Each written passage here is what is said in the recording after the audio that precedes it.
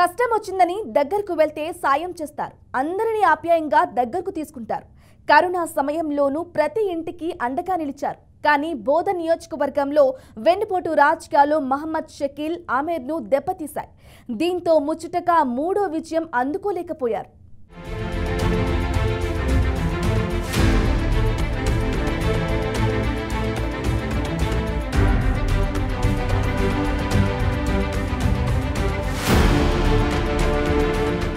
TRS పార్టీతో మహమ్మద్ షకీల్ ఆమీర్ తన రాజకీయ ప్రస్థానాన్ని ప్రారంభించారు. 2014లో జరిగిన తెలంగాణ సార్వత్రిక ఎన్నికల్లో భాగంగా తెలంగాణ రాష్ట్ర సమితి పార్టీ తరపున పోటీ చేసి కాంగ్రెస్ పార్టీ అభ్యర్థి సుదర్శన్ రెడ్డిపై గెలిచారు. 2016 మే 26 నుండి 2018 సెప్టెంబర్ 6 వరకు తెలంగాణ శాసనసభ మైనార్టీల సంక్షేమ కమిటీ చైర్మన్ గా పనిచేశారు. 2018లో జరిగిన తెలంగాణ ముందస్తు ఎన్నికల్లోనూ సుదర్శన్ రెడ్డిపై మళ్లీ విజయం సాధించారు.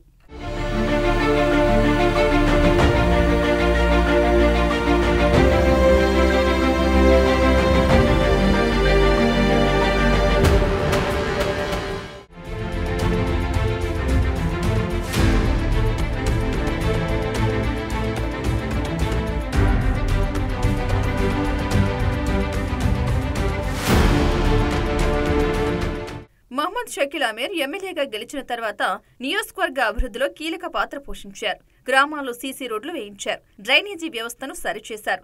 నియోజకవర్గంలోని ప్రజలు తమకు కష్టం వచ్చిందని ఎమ్మెల్యే దగ్గరకు వెళితే వారికి అండగా నిలిచేవారు.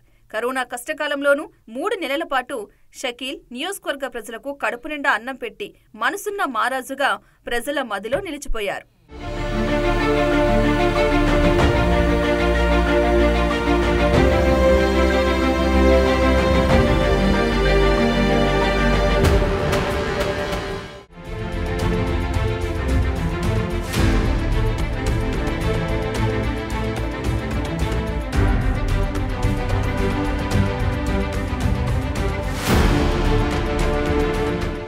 బీఆర్ఎస్ ప్రభుత్వం అధికారంలో ఉండగా బోధన్ నియోజకవర్గంలో అభివృద్ధి జరిగిందని, కాంగ్రెస్ ప్రభుత్వం అధికారంలోకి వచ్చిన తర్వాత అభివృద్ధి ఆగిపోయిందని పలువురు ఆరోపించారు.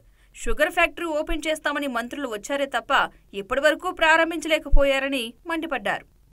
టీఆర్ఎస్లో ప్రభుత్వం ఏర్పాటు చేసి మరి రైతులకు కానీ, ఇటు సంక్షేమం విషయంలో కానీ, విద్యార్థుల విషయంలో కానీ, ఆ సంక్షేమ హాస్టళ్ల విషయంలో కానీ, నూతన జిల్లాలు ఏర్పాటు చేసిన విధానం కానీ, అదేవిధంగా గురుకులాలు, విద్యాలయాలు, చాలా విద్యా సంస్థలు మరి హాస్టళ్లను కూడా తీసుకొచ్చిన ఘనత గౌరవ శ్రీ చంద్రశేఖరరావు గారిది. గత ప్రభుత్వంలో నిజం చెప్పాలంటే రైతు చాలా బాగుండే, సంతోషంగా ఉండే.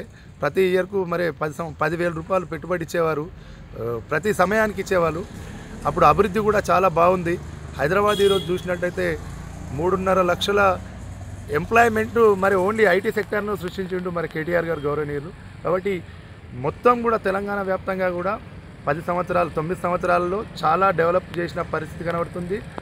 ఓన్లీ మిషన్ భగీరథ కానీ, ఇంటింటికి మంచినీరు కానీ, అదేవిధంగా ఎంతో పెద్ద మరి కాళేశ్వరం కట్టి ఎంతో మరి హిస్టరీలో గిన్నీస్ బుక్లో రికార్డ్ ఎక్కిన ఘనత.